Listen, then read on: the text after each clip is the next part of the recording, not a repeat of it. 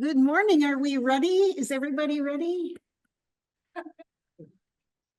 Welcome to Travels with Tulsans, sponsored by the Friends of the Tulsa City County Library. I'm Laura Bottoms, and we are glad to have you join us for the second of our 8 2025 Travels with Tulsans presentations. Can everybody hear? Why not? Is this better? Yeah. Okay. Welcome to the 2025 second presentation of Travels with Tulsans, which is sponsored by the Friends of the Tulsa Public Library, Tulsa City County Library. We want to say thank you to the Rudisill Regional Library staff for hosting us again this year. If you would like more information about becoming a friend of the Tulsa City County Libraries, please pick up one of the Friends membership forms on the table in the back. We would love to have you join us in supporting our 5-star Tulsa library system. Be sure to be with us next week when Annette LaFortune Murray will take us on a trip along historic Route 66, telling us what's old and new on Route 66. She will also have her children's book available for purchase. Can everybody still hear me? Is it loud enough and clear? Okay. Our traveler today is Dr. George Modry. And those of you who have been coming to Travels with Tulsans for years may have seen several of his other presentations. He's an avid traveler and a frequent presenter. And because of this, he has joined the board of the Tulsa Friends of the Library. And it's really fun to be on the Friends. And it's also fun to get to be on the board and be involved in all these things. Here are some of the previous talks that George has given. Antarctica, the southern tip of South America, Croatia, canyons in the western United States, and I'm probably missing a few. So this time we're going to the Amazon, which will be wonderful. And I want to tell you just a little bit about how George got to be such an avid traveler, as he was born in Europe, in Czechoslovakia, and eventually moved to Canada in 1968 and graduated from college and married his wife, Gwen. And they came to the US for postgraduate studies. And they became citizens of the US in 1986. And they both have worked in healthcare. And George crowned his career, it says here, as the director of academic services at OSU School of Osteopathic Medicine. And I think now is retired. Being retired is really fun. Those of you that aren't retired yet, just keep at it. It's really fun. Okay.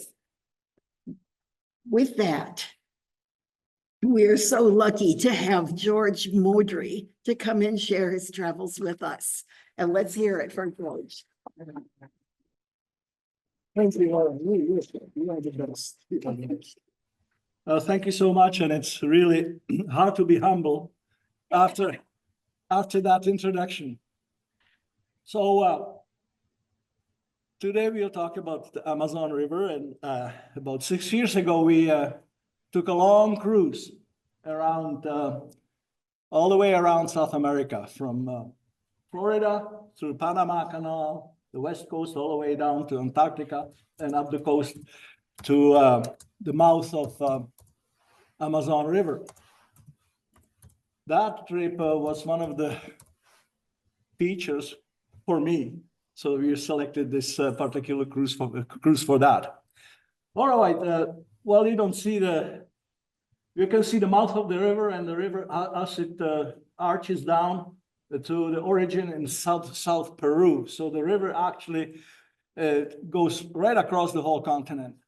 And we'll make several stops along the river all the way to Manaus, which is the capital of Amazonia. So the river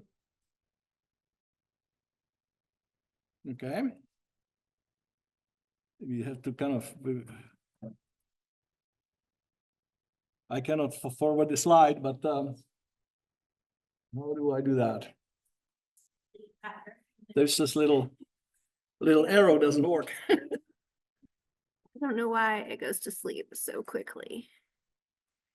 Now the arrow key should work. Okay, well, anyway, this is the river. It's a monster. It drains water from 9 neighboring countries in South America, in northern part of South America. And you see Manaus, that red square up there on the confluence of Rio Negro and Amazon River. So the drainage is of Amazon River is as large as United States. So it's the largest river in the world. It has more volume than the next 5 largest rivers in the world. It's 4,350 miles long, only a few miles shorter than the longest river, which is Nile. So it's 200 feet deep and 60 miles wide at the mouth. Amazonas is the region around Amazon River. It's a huge piece of land. It's the largest contiguous ecosystem in the world. If you look at from above, you can see it meandering in the jungle. Makes a lot of oxbows. Some of those oxbows in the dry season is closed, just that little twist. And of course, during the rainy season, it again closes up and makes an oxbow. So the river, changes with the seasons. When we enter the Amazon River, there it is. It's a big brown expanse because the river has a lot of silt and sand as it drains from the mountains from the continent. And if you see one shore, you don't see the other shore because the river is so wide. It's essentially like a sea. And we are closer to the shore, you can see the clouds. You can see the clouds marching like ghosts over the canopies. Always thunderheads because there's so much evaporation from the rainforest. There are no clouds over the river, but always over the trees. And the sunsets are just magical. It's unbelievable nights. So the first stop, about halfway up to Manaus, about 500 miles, is Santarém. Santarém is a port city of about 340,000 people. It's 500 miles from both ends, from the mouth and from Manaus. The main economic engine is agriculture, a lot of coffee, a lot of soybeans, cattle, and mining. As you see, the port is crowded with boats. There's ships and boats everywhere. If we go down the river, you can see the ferries and small, buses for people. People essentially travel on water because there's a lot of it. A lot of people from the boat took a tour of Santarém, but Gwen and I and 4 other couples decided to visit the jungle. And near Santarém is this national park, Jungle National Park of rainforest. So we got together with 2 native guides, and they instructed us, you just follow us, step where we step, don't touch anything. And if you want to see animals, you go and see some National Geographic program, because you will not see any animals here because they live here and they know how to hide. And sometimes it's days before we really see anything, even when we go hunting. So we step off into the jungle. And the rainforest has 4 levels, major levels. The forest floor is about 15 feet high, and essentially is the floor, small shrubs, wetland, and little bit of sunlight. They say only 2 to 5% sunlight penetrate the forest floor. And then you have the understory, another 50 feet up, which is really the trunks of the big trees. And then you have the canopy. Canopy layer is 100 feet or higher. And those are the crowns of the trees. And 80% of all the flora and fauna is found on this layer.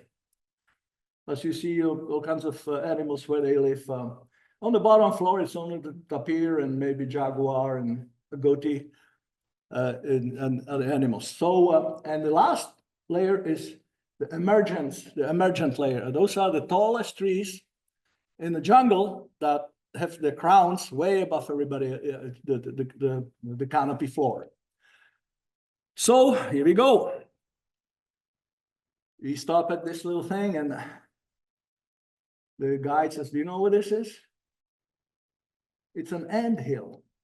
And he taps the little tree with his machete, and instantly the tree is enveloped with these big black ants about this big and jaws like this. And, and he says, if one of those guys bites you, you will know about it. So, that's why they said don't touch anything. So they taught us all kinds of things, all kinds of tricks. And we go along, and I'm the second guide, the guide in front of me. And he said, "Watch out, don't step over here." Now look down. "What do you mean?" He said, "Look closer."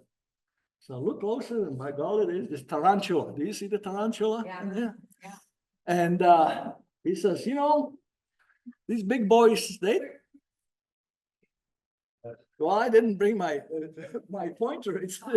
It's really well camouflaged. That's why I didn't see it, but the guy did, so anyway, he says, they're not poisonous, but when they bite you, you don't want to be bitten by them. So that's why we are stepping when they step.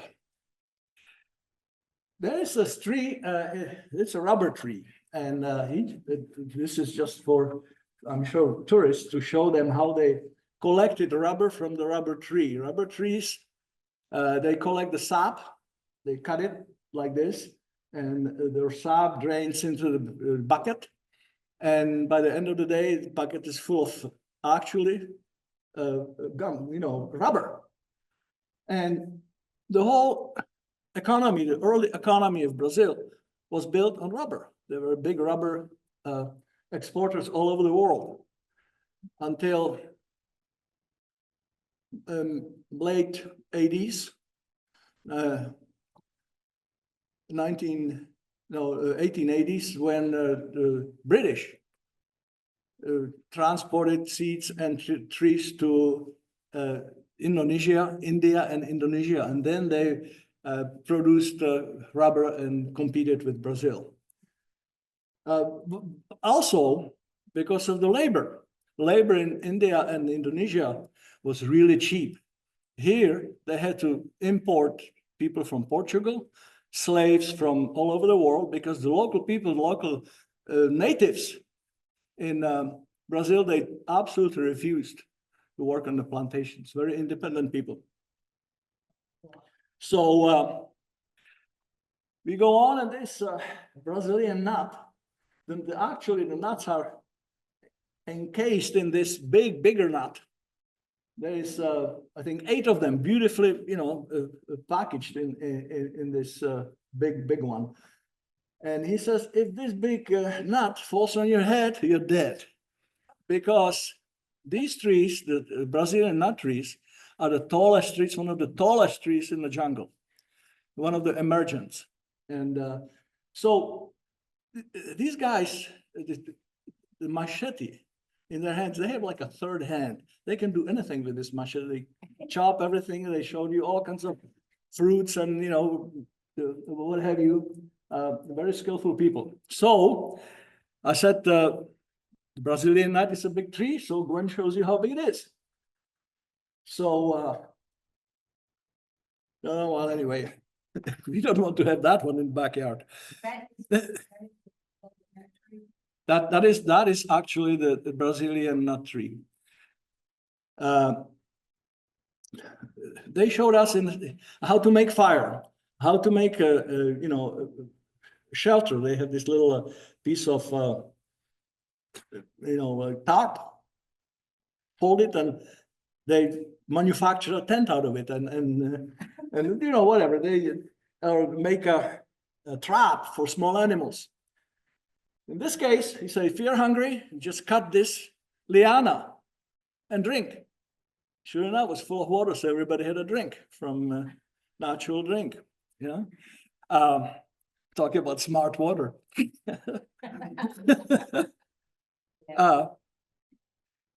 So we go to this other tree, and it looks like kind of funny bark.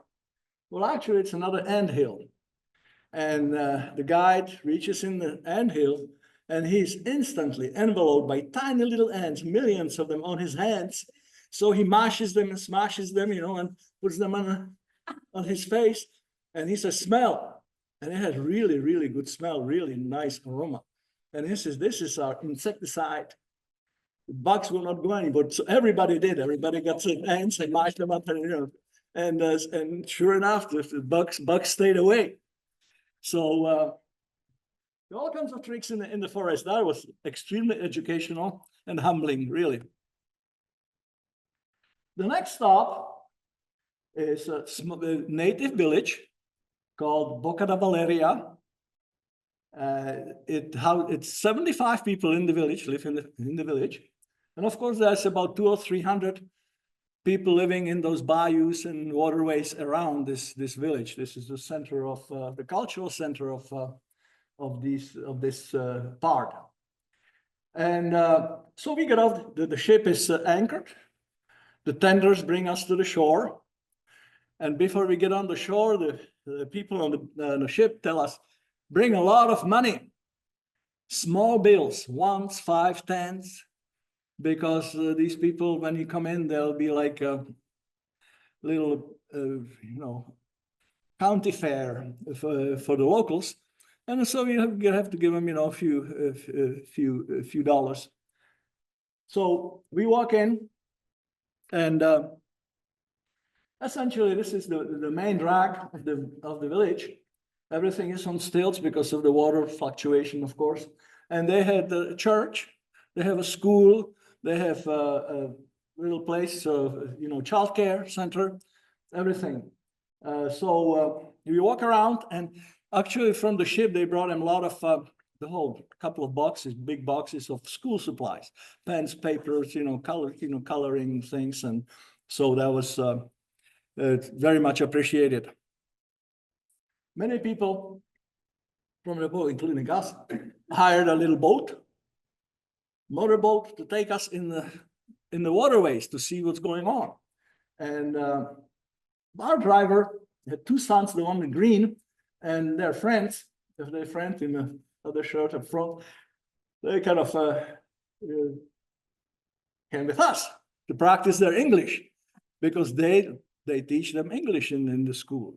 So so they went with us, and we go through these bayous, and these kind of water lilies, I don't know what they are, but these leaves are over 6 feet in diameter, huge leaves. And the guy in the boat, he says, it would support a 2-year-old. If you put a 2-year-old on it, it would float. So it totally dominates some of these byways. As we go along, we see how their houses, how they live on the shores of the tributaries or marshes. Of course, boats everywhere, because that is transportation. And we talked about the cattle. They actually have, we saw a couple of small herds, maybe a dozen, 15 cows foraging on the water, grass, not meadows, but a lot of grass and by the shore. So that's how they feed them. On the way back to the village, we saw several boats packed with people rushing to the village with their table, as you see up front, and all kinds of things. They will display their goods and their animals and whatever they have for sale. And actually, I bought a little mask, small because you travel a long way, you don't want to buy big things. But it's in the back. They have a lot of masks, for their special dances well, anyway, so they're coming in, and we come in, and there's this little young lady feeding her little parakeet, and the feathers, feathers are really big there because of the parrots and all kinds of birds. And so she was very cute, but I was more interested in her sister. That was really decked out in the warlike outfit. Again, feathers and spear and bow and arrow and a jaguar head on there. Well, really. Well, anyway, sight to see. When I was ogling this lady, Gwen was frolicking with this warrior guy, again with his warrior pose and his battle dress, I guess. Anyway, I adopted these boys, and they were walking anywhere with me, and in fact, so much so I have to confess I bought them a can of beer because they were selling beer there on the one in one of the huts. And so I ordered one, and the guy says, how about us? So I bought him a beer, and I was looking around, and there's a sheriff, and nobody cared. They just drank the beer. Anyway, as we walk along, everybody wanted to take a picture of them. So I say, yeah, go ahead, but you have to pay them $1, every one of them. So these guys, they made really good during this trip. And here we are, looking at what they had. They had all kinds of birds and lizards and snakes and whatever animals. In fact, a couple of them had a couple of capybaras, so the big huge rodents. And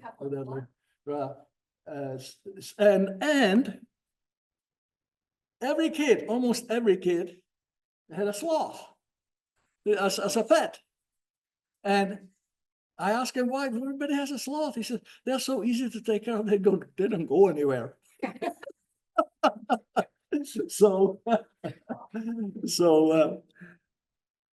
And Amazon River is the home of the only freshwater dolphin. It's called pink dolphin. So one of the locals coaxed some of those dolphins to close to shore, and some of our compatriots jumped in the water to frolic with pink dolphin. So anyway, that was a fantastic trip, and we sail on to Parintins. Parintins is another port city of 115,000 people, and it's very famous for its Boy Boomba Festival. And so we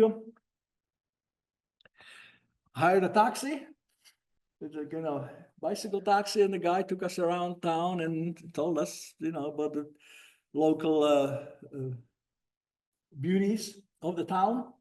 And for example, this wall is around municipal swimming pool. And the wall all the way around had pictures of the way it used to be. And this is one of them that inspired me. So anyway, so it's very interesting, local farmers bringing some kind of engine to be repaired. Everything is easy. Everybody was very satisfied. People, you could tell that people are really at ease. There's no shouting, no fighting, no nothing like that. Oh, okay. The Boy Boomba, did I mention it? Yeah, the Boomba Festival. It's really a huge festival, and Parintins has the second biggest one in Brazil. The only bigger one is in Sao Paulo. And what is it? Well, it's a celebration based on some fabulous story way back that it's about two oxes. And well, you see them everywhere. Here they are, the Caprichoso and the Garantido, the capricious and the true. And these both are everywhere. You know, the one is, black and blue, and the other one is red and white. And you can see them through town, and the town is divided. You have the capricious folk, and you have the Garantido folk, and they compete with each other every year, middle of June. So it's not Mardi Gras, this is Mumbai. And as you go through the city, here they are. You can see them just about everywhere. And so half the town is Garantido, half the town is Caprichoso. So we went to see the stadium where they do their little celebrations.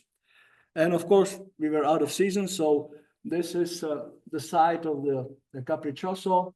So we walked around and saw the famous floats they had. Each side have, and of course these floats were not fully ready. They were just but there are several of them ready to be decorated.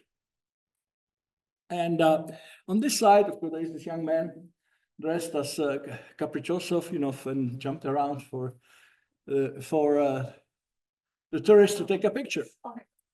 Yeah, it's a person in, it's hiding in there.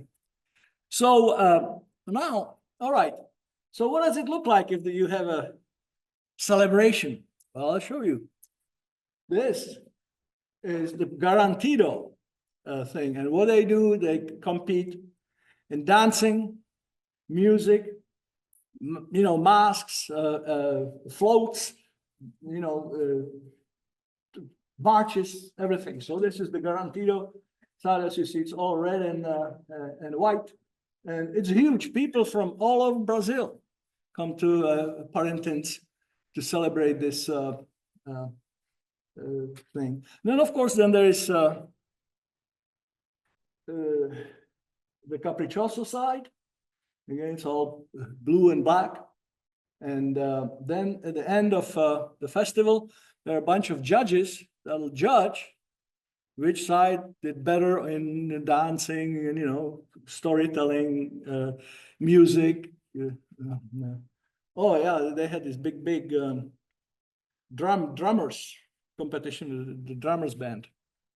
And before we went to the boat, many of our friends from the ship had headdresses. One of them is true, one of them is capricious. All right, well, anyway, that was fantastic. All right, now we arrived in Manaus. Manaus, the capital of Amazonia, of 2,100,000 people.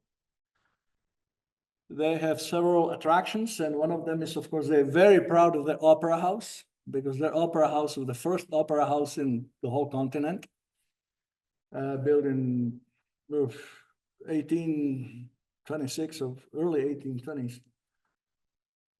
Gardens, beautiful gardens, zoo, national park. They have a lot of agriculture, of course, the soybeans again, but they have also industry, mining, and chemical products, mostly pharmaceuticals. The streets are nice and clean. People are well dressed, very at ease, comfortable. The ambiance is really friendly. This was really nice. Nobody is rushing around and running around. Everybody is cool. And we go to the side street of the main street and check the kiosks and little boutiques, and you can buy just about anything there. And there is a young man is cutting the Brazilian nuts and peeling them and selling them to people, passerbys, by a sackful. We wandered to the fish market.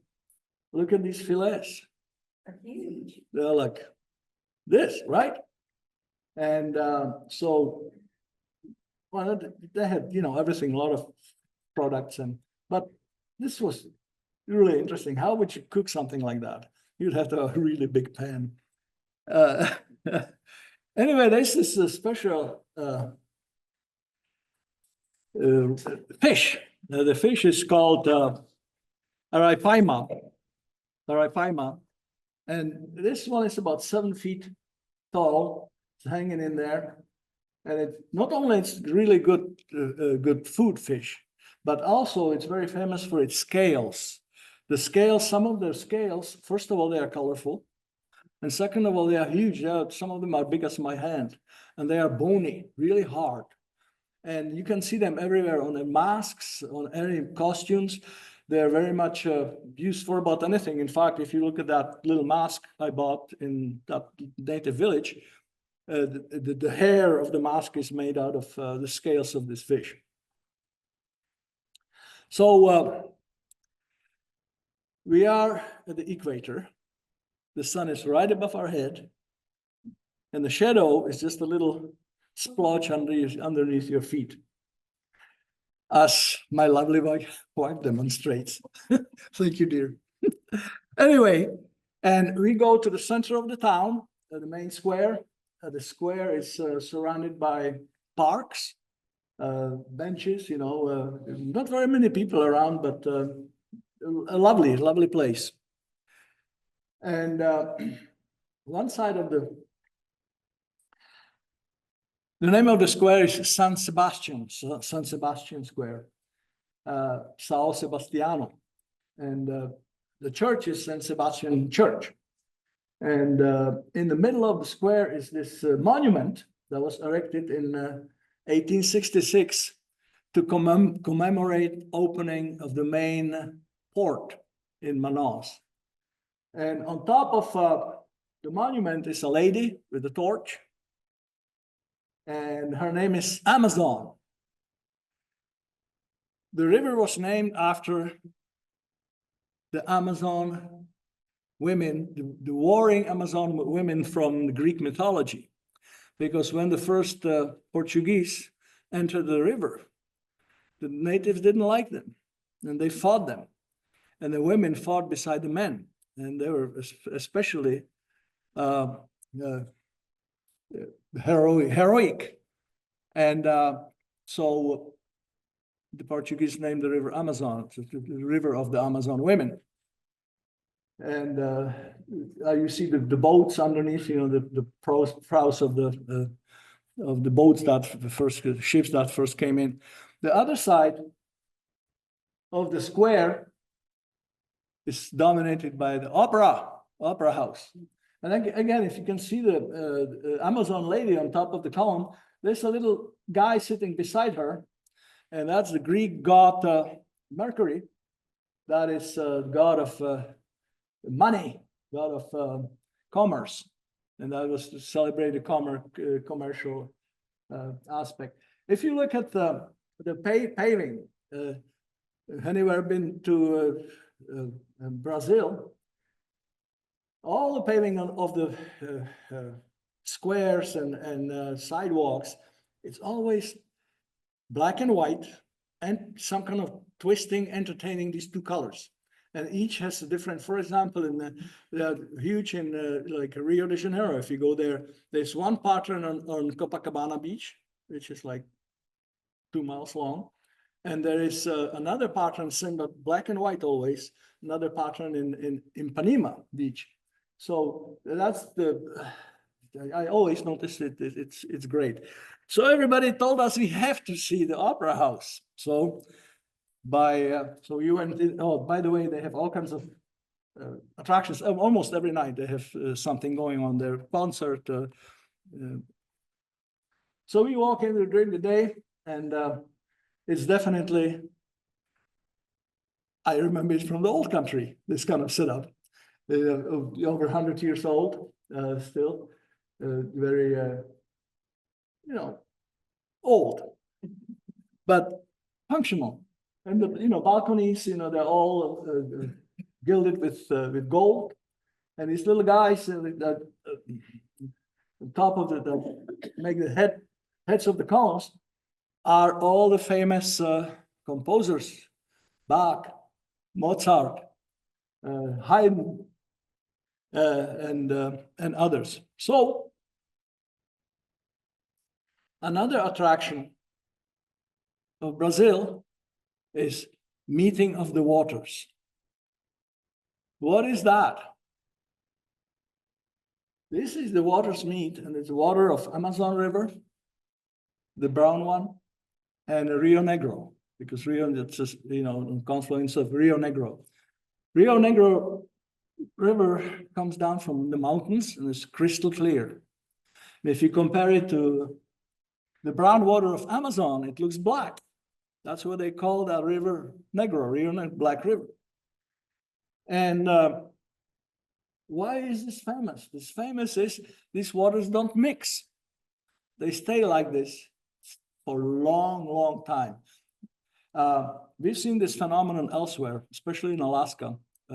When the two rivers come in, one of them is fed by the snowfields, nice clear water, and one of them is fed by melting glacier. The glacier, as it melts, it pulverizes the waterbed and it's milky. So when these two waters meet, half a river is milky, half a river is crystal clear. Like a good example is the Russian River and Kenai River confluence. Anyway, so, and it's, in fact, there are priests praying over that phenomenon, meeting of the waters. So actually we are, 200 miles from Manaus? Still like that. And the wind is blowing. In fact, you can see maybe a few white caps. The waves wave around, and the waters, stay like that. So somebody may. Anybody ever tell you why? Well, I really don't know why, but eventually, of course, they'll meet eventually. But meanwhile, it's one of those mysteries. Okay, the last stop before we leave this wonderful river is Alto de Chao, and Alto de Chao is a popular tropical resort upstream from Santarém on the confluence with the Tapao River, and they call it the Caribbean of Amazonas, and sure enough, it's really beautiful beaches, cabanas, restaurants. Gwen and I again hired a boat, and we went about around, and the shores and various places. There are islands and there's mainland, and so we went around to see, and they're all like this: cabanas, restaurants, music playing, and people sitting halfway in the water and shaded from the sun.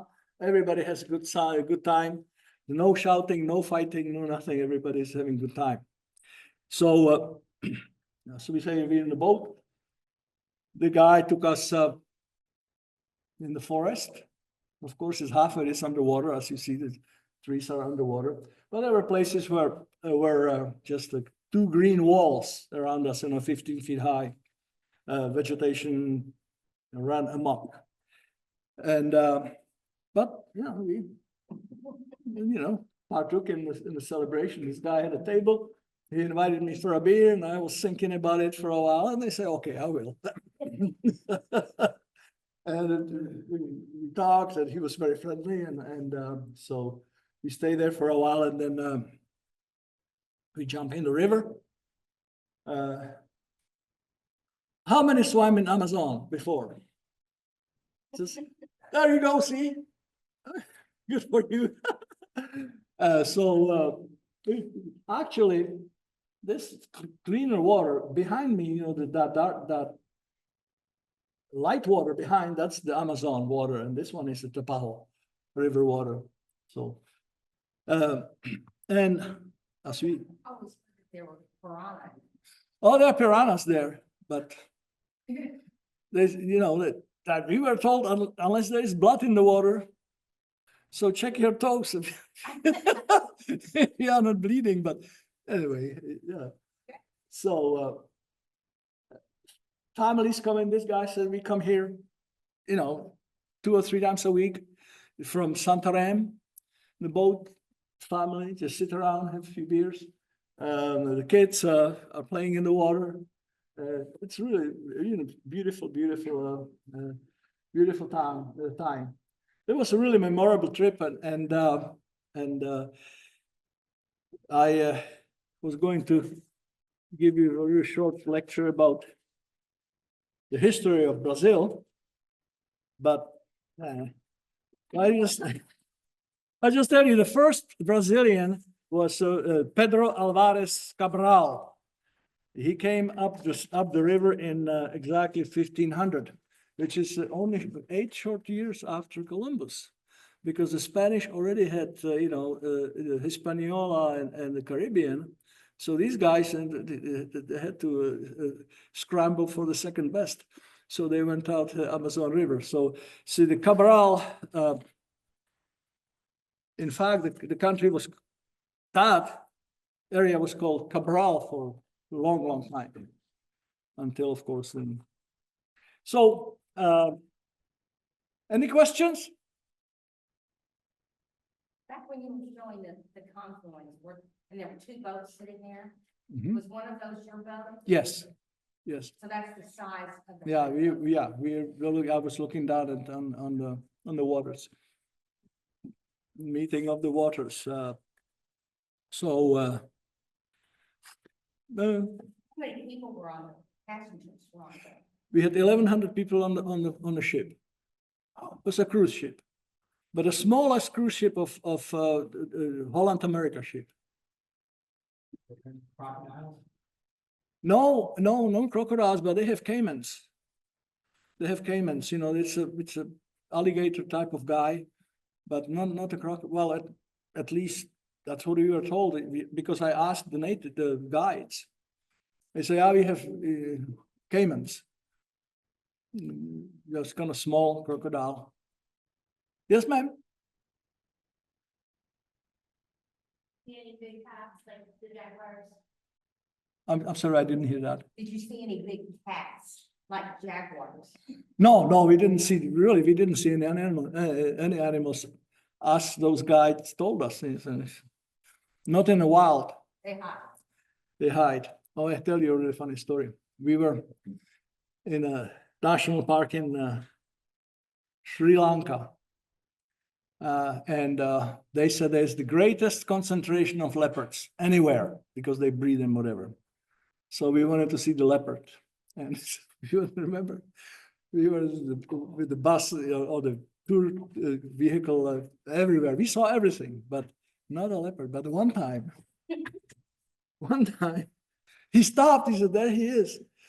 And we didn't see him, and we only saw his tail. Tail hanging up. He was in the foliage, but we saw his tail hanging down. So we saw tail of the leopard. That's why I just want to say that. Okay, well, anyway, and it was a great trip, and we're glad to have made it. That's fantastic. Oh, thank you very much.